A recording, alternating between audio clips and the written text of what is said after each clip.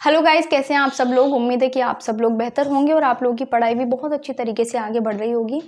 आपको पता है जैसा कि हमारा ये नया यूट्यूब चैनल है और इस पर हम लोगों ने अभी स्टार्ट किया है अपनी ज्योग्राफी की सीरीज़।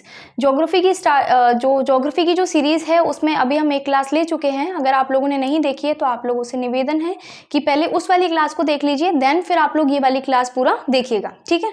तो वो वाली जो क्लास थी उसमें हमने आपको बताया है कि बेसिक इंट्रोडक्शन क्या है ज्योग्राफी का, ये सारी चीज़ें हमने बता दी हैं। इंडिया की पोजीशन, इंडिया की उत्तर से लेकर दक्षिण तक की लंबाई, ये सारी चीज़ें हमने बता दी हैं। एक बार मैं क्विक रिवीजन कराऊंगी, एक बार आप लोग देख लीजिए, देन हम लोग अपने आगे का टॉपिक स्टार्ट करेंगे, ठीक है। तो अच्छा, यहाँ जो मैं लिखती जाऊँ वो चीज़ आप लोग रिपीट करते चलिएगा, ओके। तो सबसे पहला पॉइंट ये था कि मैंने आपको बताई थी इंडिया की जो स्थिति है वो क्या है, इंडिया कहाँ पर स्थित है, इसका किस गोलार्ध में स्थित है। तो मैंने आपको बताया था कि इंडिया जो है ये उत्तर पूर्वी गोलार्ध में स्थित है, मतलब नॉर्थ ईस्ट हेमिस्फीयर में स्थित है, ओके। इसके बाद मैंने आपको बताया था नॉर्थ से साउथ तक की इंडिया की जो टोटल डिस्टेंस है वो कितनी है, तो मैंने आपको बताया था 3214 किलोमीटर। इसके बाद में आगे बढ़ते हैं, इंडिया की ईस्ट से लेकर वेस्ट तक की जो डिस्टेंस होगी वो होगी 2933 किलोमीटर, ओके। इसके बाद में फिर मैंने आपको बताया कि इंडिया का जो टोटल क्षेत्रफल है, इंडिया का जो टोटल एरिया है वो कितना है, तो एरिया यहाँ कितना हो जाएगा, क्षेत्रफल हो जाएगा आपका 32,87,263 किलोमीटर स्क्वायर। और मैंने आपको कहा था कि इसी फॉर्म में याद करिएगा 32,87,263, जिससे याद करने में आपको आसानी रहेगी। इसके बाद में फिर मैंने आपको ये बताया था कि इंडिया का जो उत्तरी बिंदु है, यहाँ मैं ऐसे लिख देती हूँ, इंडिया का जो नॉर्दर्न पॉइंट है वो क्या हो जाएगा आपका, इंदिरा कॉल। इंदिरा कॉल कहाँ पर है, लद्दाख में स्थित है। इंडिया का जो साउथ पॉइंट है या सदर्न पॉइंट है, लेकिन ये मेन लैंड का या मुख्य भूमि का जो दक्षिणतम बिंदु है। अच्छा, ये सारी चीज़ें आपको कब समझ में आएंगी, जब आप पहले वो वाली क्लास देख लोगे। अगर इसमें देखोगे तो हो सकता है कि कुछ चीज़ें आपको समझ में ना आए, तो उसमें मैंने बहुत ही डिस्क्रिप्टिव फॉर्म में बताया है, तो वो पहले देख लीजिएगा, ओके। ये है आपका सदर्न पॉइंट मुख्य भूमि का, जिसका नाम है कन्याकुमारी। कन्याकुमारी कहाँ हो जाएगा, ये हो जाएगा आपका तमिलनाडु में। इसके बाद में हम लोग बात करते हैं इंडिया का जो सदर्न पॉइंट है, ओवरऑल इंडिया का, मुख्य भूमि की बात नहीं हो रही है, ओवरऑल इंडिया की बात हो रही है, तो वो क्या हो जाएगा आपका इंदिरा पॉइंट। इंदिरा पॉइंट ये आपको कहाँ पर मिलेगा, तो ये है आपका ग्रेट निकोबार में, ग्रेट निकोबार में, ठीक है। इसके बाद में हम लोग बात करते हैं इंडिया के ईस्टर्न पॉइंट की। तो ईस्टर्न पॉइंट जो है इंडिया का वो है किविथू। किविथू ये कहाँ पर है, अरुणाचल प्रदेश में। और करंट से इससे ये क्वेश्चन है कि किविथू में, अरुणाचल प्रदेश में एक चेक पोस्ट बनाया गया है जनरल विपिन रावत के नाम पर। जनरल विपिन रावत जो थे फर्स्ट सीडीएस ऑफ इंडिया थे, तो आप लोग को पता होना चाहिए। सेकंड जो अभी हैं वो है अनिल चौहान, ठीक है। इसके बाद में हम लोग बात करते हैं वेस्टर्न पॉइंट इंडिया का, तो वो हो जाएगा आपका गौहर माता। क्या हो जाएगा, गौहर माता। और ये जो गौहर माता है ये कहाँ पर है, गुजरात में स्थित है। तो इतनी चीजें मैंने आप लोग को बता दी हैं। इसके बाद में बताती हूँ और क्या क्या बता दिया है, फिर हम लोग अपने आगे का जो टॉपिक है वो स्टार्ट करेंगे। चलिए दोस्तों, तो अब मुझे आपको बताना है कि इंडिया की जो सीमा है कितने देशों से लगती है। मैंने आपको बता दिया था कि इंडिया की जो सीमा है 7 देशों से लगती है। यहाँ देख लीजिए, तो सबसे पहले आता है पाकिस्तान, उसके बाद में आता है अफगानिस्तान, अफगानिस्तान के बाद में आता है चीन के बाद में आता है नेपाल के बाद आता है भूटान के बाद है म्यांमार, और म्यांमार के बाद में है बांग्लादेश। तो ये हो गए अपने 7 देश, 1 2 3 4 5 6 और 7, ठीक है। पाकिस्तान, अफगानिस्तान, चीन, नेपाल, भूटान, म्यांमार और बांग्लादेश। मैंने आपको बताया था कि सबसे ज्यादा सीमा किसके साथ में लगती है और सबसे कम सीमा किसके साथ में लगती है। आपको सिर्फ इतना ही याद करना है, और सारी कथा आपको याद करने की कोई जरूरत नहीं है। सबसे ज्यादा अगर सीमा की हम बात करें तो इसके साथ में लगती है, कितनी है, 4096 किलोमीटर। सबसे कम सीमा की अगर बात करते हैं तो वो लगती है अफगानिस्तान के साथ में 106 किलोमीटर, ओके। अब इसके बाद हमको इसके आगे का टॉपिक स्टार्ट करना है, तो चलिए फिर अपना कॉपी और पेन उठा लीजिए, तो उसके बाद में हम लोग आगे की चीजें करना स्टार्ट करते हैं। अच्छा, एक बात मैं आप लोगों को बता दूं, नोट्स बहुत सारे आपको मार्केट में भी मिल जाते हैं, कई सारी बुक्स हैं जो आपको मार्केट में मिल जाती हैं, लेकिन जो चीज़ें अपने हाथ से आप लिखते हो ना, वो आपके दिमाग में ज़िंदगी भर रहता है। तो कोशिश करिएगा कि अपने नोट्स खुद से बनाओ और बाकी रेडीमेड जो आपके नोट्स होते हैं वो तो आपको हर जगह ही मिल जाएंगे।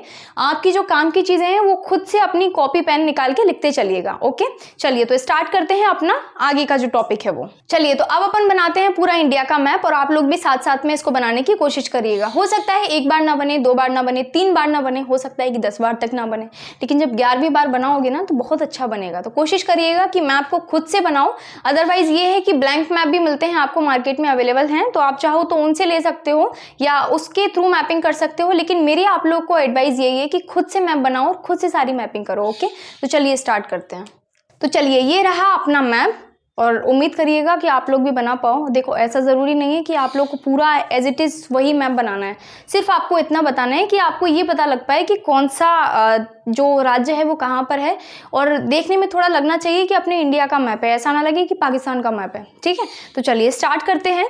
यहाँ देखिए, अगर मैं आप लोग को सबसे पहले एक चीज़ बताऊँ, यहाँ पर ये वाला जो पार्ट है ना, ये कौन सा पार्ट है? पीओके वाला पार्ट है। क्यों है पीओके वाला पार्ट? ये वो वाला पार्ट है जो पाकिस्तान ने अभी अधिकार रखा है, लेकिन है ये इंडिया का ही पार्ट। ठीक है, इसके बाद में अच्छा जो अपना K2 है वो यहीं पर ही आपको देखने के लिए मिलेगा।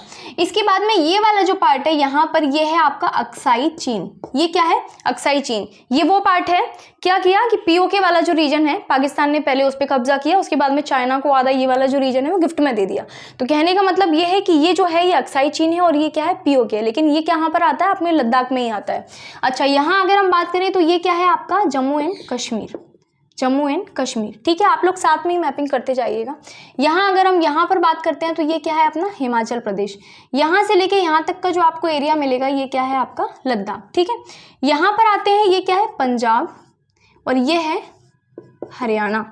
हरियाणा के बाद में यहाँ से देखो यहाँ तक ये है यूके। ये यूनाइटेड किंगडम नहीं है, ये उत्तराखंड है। ठीक है, उत्तराखंड।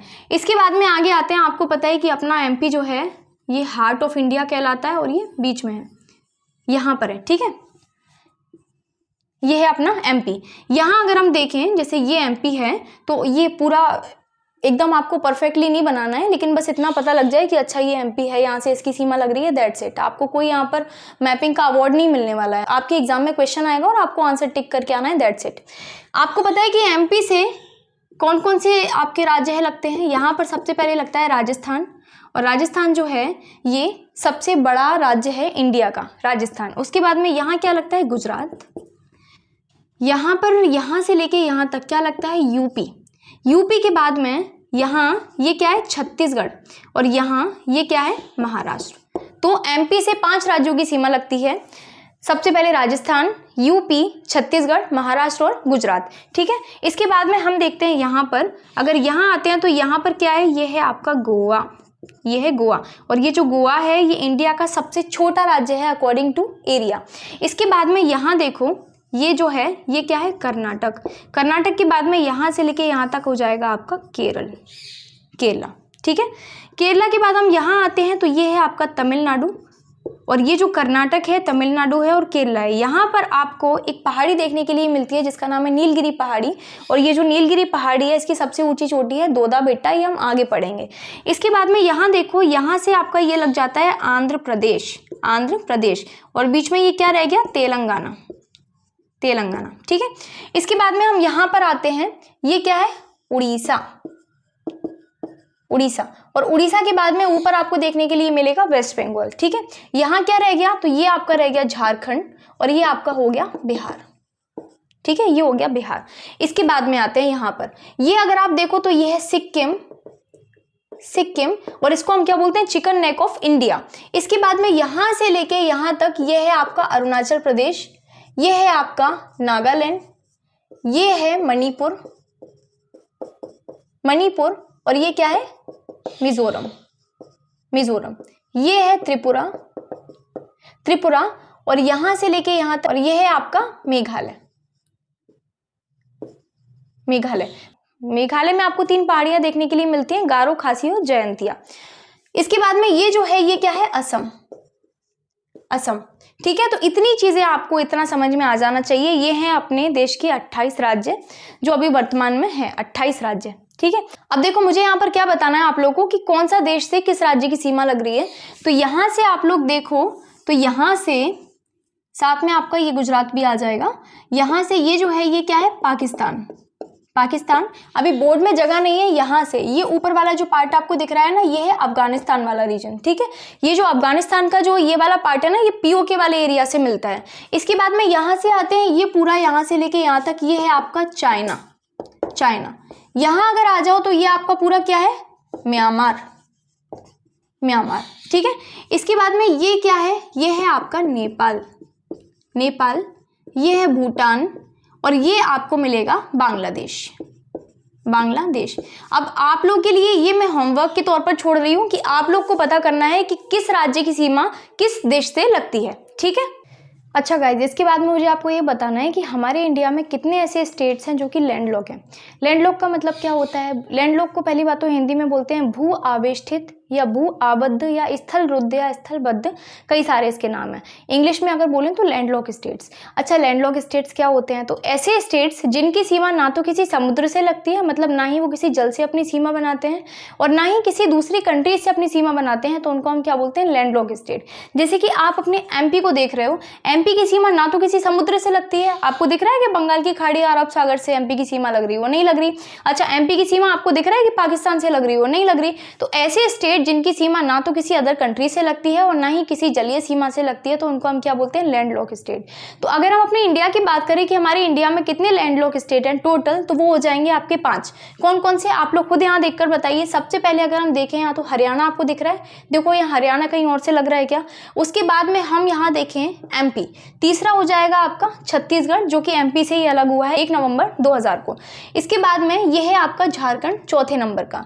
इसके बाद में आपका 5वां हो जाएगा तेलंगाना, जिसका फॉर्मेशन हुआ है 2 जून 2014 को। तो यहाँ 5 ऐसे राज्य हैं जो कि लैंडलॉक हैं, जिनकी सीमा ना तो किसी जल से लगती है और ना ही किसी दूसरे देश से लगती है। तो ये हो जाएंगे आपके 5 स्टेट्स। तो दोस्तों, अब हमें आपको ये बताना है कि इंडिया की ऐसी कितने स्टेट्स हैं जिनकी सीमा जल से लगती है। अभी हमने देख लिया कि इंडिया की टोटल जो लैंडलॉक स्टेट्स हैं वो कितने हैं, 5।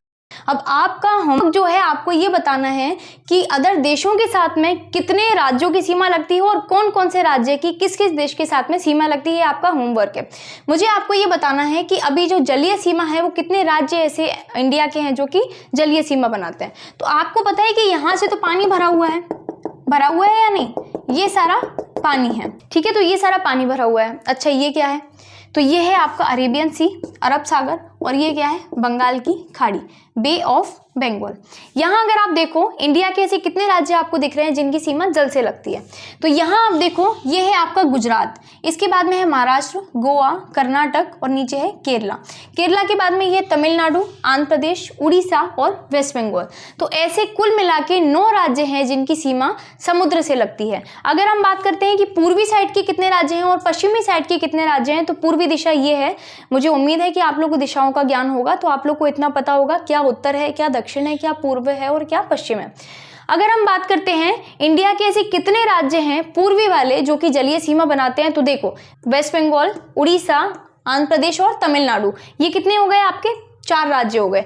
तो ईस्टर्न साइड के या पूर्वी साइड के कितने राज्य हैं? 4 ऐसे राज्य हैं। अब देखते हैं हम पश्चिमी साइड के कितने हो जाएंगे। देखो, एक हो जाएगा आपका गुजरात, सेकंड महाराष्ट्र, तीसरा है आपका गोवा, चौथा है कर्नाटक, और 5वां क्या है? केरल। तो पश्चिमी साइड के यहाँ पर कितने राज्य हो जाएंगे? पश्चिमी साइड के हो जाएंगे आपके 5 राज्य। तो कुल मिला के 9 ऐसे राज्य हैं जिनकी सीमा जल से लगती है। तो दोस्तों, ये हैं आपके वो 9 राज्य जिनके बारे में मैं अभी आपको बता रही थी। देखो, सबसे पहले है गुजरात। जैसा कि मैंने आपको बताया कि ये 9 राज्य हैं जिनकी सीमा जलीय सीमा, जिनकी सीमा तटीय सीमा से लगती है। अगर मैं बात करूं, पूर्वी साइड के हो जाएंगे 4 और पश्चिमी साइड के हो जाएंगे 5। अब ये जो राज्य हैं ना, इनके तट का अलग अलग नाम है। तट मतलब होता है इंग्लिश में कोस्ट, तो इनका जो कोस्टल नेम है वो अलग अलग है। हर राज्य का अपना एक अलग तट का नाम है। यहाँ अगर मैं बात करती हूँ गुजरात की, तो गुजरात में यहाँ से लेके यहाँ तक का जो आपको ये मिलेगा, इसको हम क्या बोलते हैं? काठियावाड़। क्या बोलते हैं हम? काठियावाड़। काठियावाड़, या हम किसको सौराष्ट्र भी बोलते हैं। इसके बाद में अगर यहाँ आते हैं तो ये क्या है? महाराष्ट्र। और ये जो महाराष्ट्र है, और महाराष्ट्र और ये गोवा, तो महाराष्ट्र और गोवा के तट को संयुक्त रूप से हम एक नाम से जानते हैं जिसको हम बोलते हैं कोंकण। क्या बोलते हैं? कोंकण। इसके बाद में आते हैं हम कर्नाटक पे, तो ये रहा आपके कर्नाटक का कोस्ट। ये कर्नाटक के तट को हम बोलते हैं या तो कन्नड़ या केनरा। केनरा तट इसको बोलते हैं। इसके बाद में देखो ये है केरल, और केरल के तट का और तमिलनाडु का सबसे ज्यादा क्वेश्चन आता है। केरल के तट को हम बोलते हैं मालाबार, मालाबार। इसके बाद में हम यहाँ आते हैं तमिलनाडु में। तमिलनाडु के तट को बोलते हैं हम कोरोमंडल, कोरोमंडल। ये एग्जाम में पूछा जाने वाला बहुत ही फेमस क्वेश्चन है कि तमिलनाडु के तट को किस नाम से जानते हैं? कोरोमंडल के नाम से जानते हैं। ये है आपका आंध्रा, तो इसको हम क्या बोलते हैं? आंध्रा तट, आंध्रा तट। इसके बाद में ये है उड़ीसा, और इसको हम बोलते हैं उत्कल, उत्कल तट।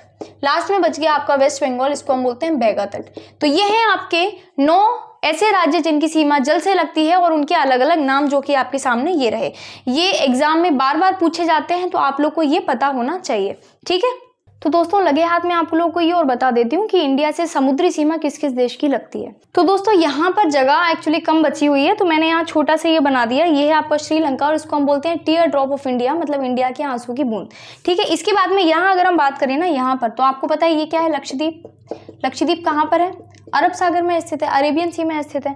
अरेबियन सी के यहाँ पर आपको एक देश मिलेगा जिसका नाम है आपका मालदीव्स, जहाँ पर आप सब लोग घूमने जाने की कामना रखते हैं। ये है आपका मालदीव। अच्छा, यहाँ पर ये जो बीच में चैनल है ना, इसको हम क्या बोलते हैं? 8 डिग्री चैनल। तो 8 डिग्री चैनल जो है लक्षद्वीप को मालदीव से अलग करता है। इसके बाद में अगर हम बात करते हैं यहाँ पर, ये क्या है आपका? अंडमान निकोबार। ये है अंडमान निकोबार, और यहाँ पर एक चैनल है जिसका नाम है ग्रेट चैनल। और यहाँ पर अगर आप देखोगे तो इंडोनेशिया का एक द्वीप आपको देखने के लिए मिलेगा जिसका नाम है सुमात्रा, सुमात्रा, ठीक है। और सुमात्रा के बाद में यहाँ जावा आइलैंड मिलेगा, और बाली आइलैंड, बहुत सारे आइलैंड है। तो इंडिया से जो सुमात्रा आइलैंड है वो अपनी जलीय सीमा बनाता है, ठीक है। तो देखो अगर हम वैसे बात करें कि भूमिगत सीमा कितने देशों से लगती है, तो वो है इंडिया के 7 देशों से लगती है।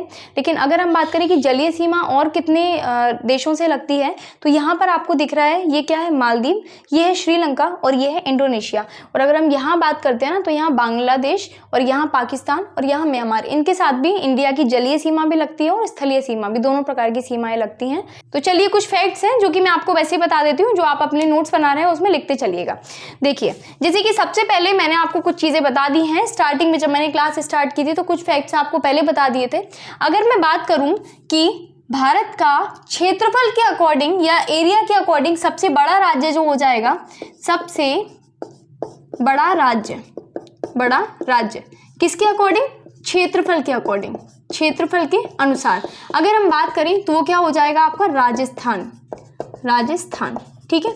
अगर मैं यही बात करूं कि क्षेत्रफल के अकॉर्डिंग सबसे छोटा राज्य, सबसे छोटा राज्य, तो मैंने अभी आपको बताया क्या था वो? गोवा, गोवा, ठीक है। इसके बाद में अगर मैं बात करूं अकॉर्डिंग टू पॉपुलेशन, मतलब जनसंख्या के अनुसार भारत का जो सबसे बड़ा राज्य है वो क्या हो जाएगा? तो यहां मैं लिखती हूं सबसे बड़ा राज्य जनसंख्या के अनुसार।